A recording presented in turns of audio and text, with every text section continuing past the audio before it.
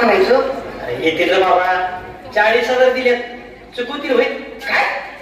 अरे महाराजांनी 40,000 दिला? हा मग 40,000 रोग घेऊन महाराज सगळ्यांनी काय सांगतात पाहिजे? धनाचा मोह करू नका, सगळं हितच ठेवायचं आहे. गपके बांधा, महाराजांनी ना आवडील होईल आपला गेले का? अरे पण महाराज आपल्याला लई नव्हती बाबा. अरे कसं ना आशीर्वाद लई आशीर्वाद बाबा कीर्तनात. अरे आला आला, अरे बघा महाराज आला. राम राम मंडळी. राम राम. ये झाला थोडा, जमलेत कसं काय मंडळी? चला सुरू करूया. काय मंडळी, कुडकुडलेत काय थंडीनं? अंगात रगत नाही, पहिलान घडी 17 पिढ्यावडी. धुराड झालं पार देहाचं. महाराज काय म्हणता? धुराड काय हाय काय आपल्याकडा? निस्तार रूपा पहिलं आहे रूप तेरा बसताना, ह्याची चड्डी 17 फाटत्या बसताना आणि म्हणून रूप तेरा बसताना. आणि याच्यावर पोरी बर का, या पोरीसनी बी असलाच आवडतोय. बँकेला 17 खेळ लावल्याला काय लाजच नाही राहिली राव. पोरासनी बी नाही आणि पोरीसनी बी नाही. हल्ली तर पोरगी कुठली आणि पोरग कुठलं तेच कळत नाही. ह्याच्या झिपऱ्या हात भर आणि तिथं काय बोलायलाच नको. कपाळावर टिकली नाही, अंगावर स्त्रीधन नाही. बायानो, स्त्रीधन सांभाळा. बाई आहेस तू, बाई वाली जर पुरुषाच्या नजरा लई वाईट आणि तुला बाई सांभाळून राहायचंय. म्हणून स्वतःला सांभाळायसाठी स्त्रीधन सांभाळ. कुणाच्या बी गळ्यात मंगळसूत्र नसेल आणि कपाळावर कुंकू नसेल तर पुरुषाला लगेच वाटतं यो प्लॉट रिकामा हाय. म्हणून बायानो सांभाळा. वा महाराज वा, काय पण उपमा दिली. वा, रिकामा प्लॉट, बाईचं मोल मंगळसूत्रावर आणि कुंकवावर ठरणार. पुरुष मोकळाच कुठल्या बी प्लॉटवर पेरणी करायला, त्याचं मोल कमी होणार नाही. काय पण विचार आहे. पुरुषांच्या नजरेचं वार झेलायला लागू नये म्हणून बाईनं जपून राहायचं. ही तुमची व्यवस्था. तिनं टिकली लावली पाहिजे, बांगड्या भरल्या पाहिजे.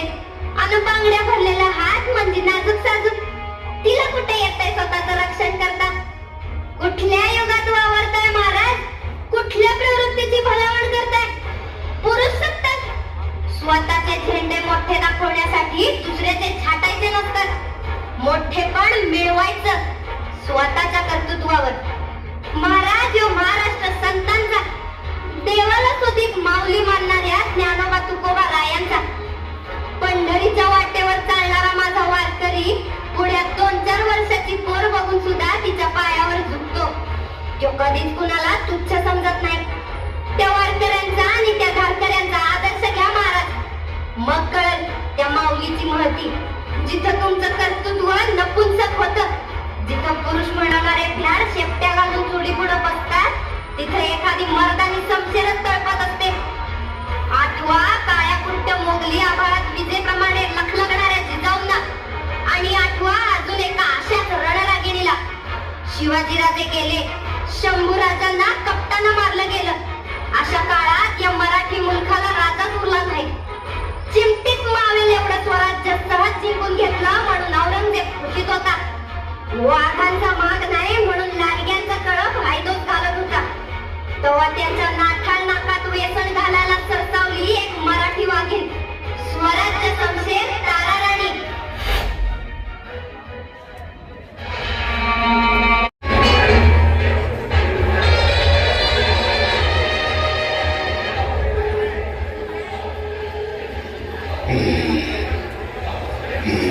वजीर आलम जी जहांपना। गर्दिश वक्त की झिलमिलाती ठहराव पर किसी चट्टान पे पैर रोकते हुए पागल सा सवाल किया था हमने, कौन कौन है ये मरहट्टे? तो उन्हीं चट्टानों से सिनाता ने जवाब दिया था, इस मिट्टी के लाल है मरहट्टे। इन्हें मिटाने की कितनी कोशिश करी है हमने, फिर भी तूफान की तरह ये सिर पर मंडराते रहते हैं। नाक में दम लाकर रखा है इन मरहट्टों ने। खैर वजीर आलम, रंजिश ज़ाबिता की इस नुमाइश में उस काफिर सम्मा को भी हमने मौत के घाट उतार दिया। अब कौन है यहाँ जो हमसे खुशमत मोल ले? हाँ? कौन है? एक चिंगारी है हुजूर, शिवाजी राजा की बहू, सम्मा की भौजाई ताराबाई। वो कमजोर औरत हमारा क्या बिगाड़ सकती है? कोई नहीं बचा सकता इस शिवा की स्वराज को। अब हम ही यहाँ है, शहंशाह, शहंशाह है हम यहाँ के।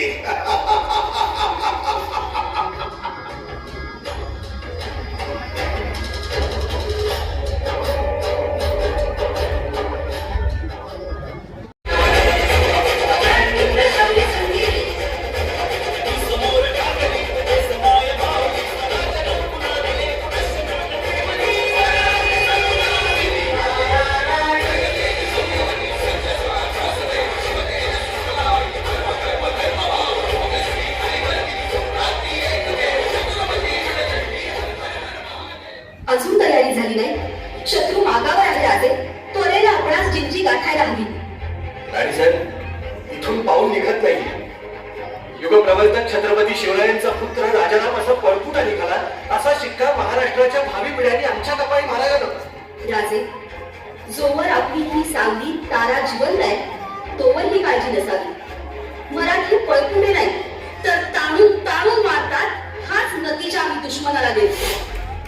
राणी साहेब, अहो कसं शक्य आहे? ही बलाढ्य सेना औरंगजेबाची.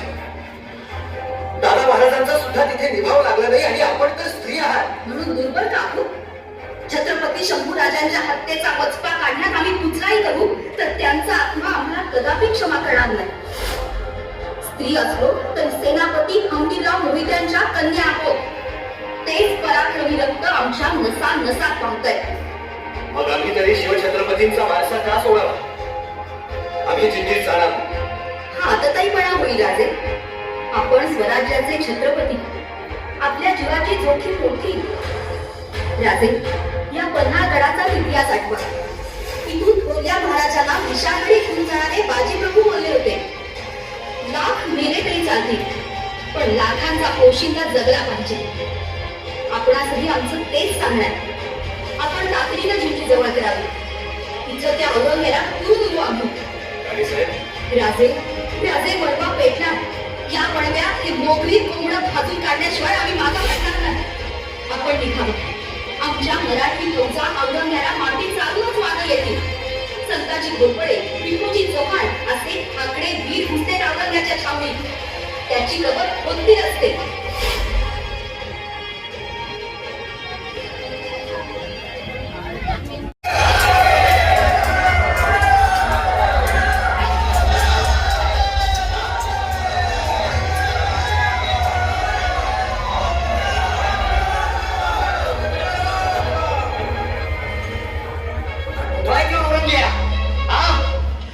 कुत्रा आमच्या शंभूराजांनी कप्तानं मारलं आणि आता ये म्हणा पुढं. नाही खांडोळी केली तर मराठ्यांची आवड नाही सांगणार. संताजी, संदीप छावणीतून जाईल, त्याचा कुठेही पत्ता नाही. जातोय कुठे त्यो? पुरी छावणी उद्ध्वस्त करा. या संताजीच्या तलवारीला त्याचं मुंडकं पाहिजे हाय. ते मिळत नाही तवर ज्ञान करायचे नाही ही तलवार. चला त्याच्यात मोठा कळस कापा. चला चला. हर हर महादेव, महादेव. मराठ्यांच्या अस्तित्वाची लढाई सुरू झाली. 27 वर्ष औरंगजेबाशी हा लढा सुरू होता.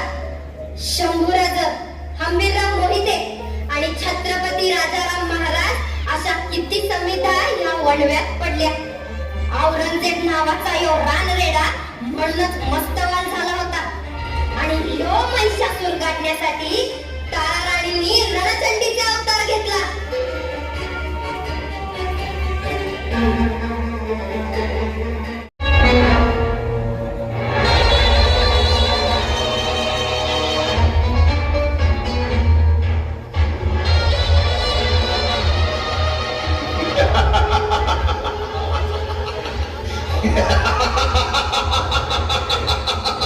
खत्म हो गया, खत्म हो गया.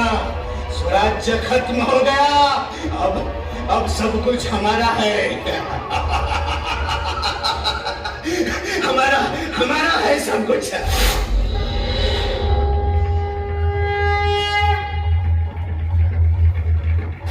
स्वराज्य संपवणं तुझ्या बापालाही जमलं नाही औरंगजेब. तू काय कुरापत काढणार? कौन ताराबाई? हा सह्याद्री म्हणजे मातीचा ढिगारा नव्हे औरंगजेब. ज्वालामुखीतून उफाळलेला काळा कातळ आहे हा. इथं टक्कर घेणाऱ्यांचे कपाळ मोक्षच होतात. तूही संपलास. किसकी मजाल है जो हमें खत्म करे? ही हिम्मत मराठ्यात आहे औरंगजेब. तुला काय वाटतं? काय संपवलंस तू? शिवाजी राजांना, शकू राजांना संपवू शकलास तू? तसं वाटत असेल तुला तर जाऊ बघ महाराष्ट्राच्या कुठल्याही कोपऱ्यात. फक्त छत्रपती शिवाजी महाराज की असं म्हणून बघ. गुरुकुंडाला सुद्धा द्वेषानं मूठ आवळून जय म्हणे. त्यांना तू संपवलं असं समजतोस? अरे संपून तर तू जाणार आहेस. वहम है तुम्हारा ताराबाई, वहम। हम आज भी यहाँ के शहंशाह है, आलमगीर है हम यहाँ के। शहनशाह? मग कुठे आहे तुझं ते पातशाही रुबाब सजवणारं शाही तख्त? औरंगजेब, ज्या तख्तासाठी तू सख्या भावांचा आणि बापाचा खून केलास, तेच तुझं शाही तख्त पाक उत्पन्नात सोडून तुला कुत्र्यासारखा फरफटत आणलाय मराठ्याने इथं. सत्तेचा हव्यास सोडून दारोदारी भीक मागायला भाग पाडला तुला. होय होय औरंगजेब, तुझा भ्रम आहे की हा महाराष्ट्र बुडवायला तू आलायस.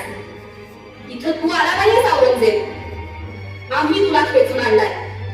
बुरहानपूरवर हल्ला करून तुझ्यासाठी दख्खनचे दरवाजे तर उघडले शंभू राजांनी. मात्र त्या दरवाजातून आत घेऊन तुझी पुरती कोंडी केली आहे. आता तुला पुन्हा दिल्ली नशिबात नाही. तुझी कबर इथेच.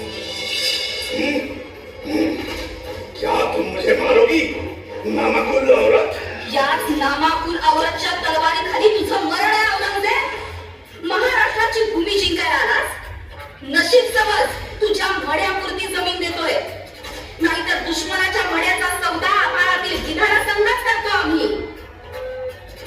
मरायला तयार हो औरंगजेब. बचाओ बचाओ, वज़ीर आज़म बचाओ, ये बेरहम औरत मुझे मार देगी। वज़ीर आज़म बचाओ। क्या हुआ जहांपना? आप इतने घबराए हुए क्यों हैं? ये औरत मुझे मारने आई थी, इसे खत्म कर दो। हाँ तो कोई नहीं है हुजूर, शायद आपको वहम हुआ है। क्या वहम? देवाच्या काठीला आवाज नसतो औरंगजेब. तसं मृत्यूलाही कुठलं रूप, कुठल्या पाऊलखुणा नसतात. आम्ही इथे आहोत. यत्र तत्र सर्वत्र आहोत. महाराष्ट्राच्या कुठल्याही कानाकोपऱ्यात जा. इथल्या प्रत्येक खोलीत दिसेल तुला. स्वराज्य संशय ताराराणी.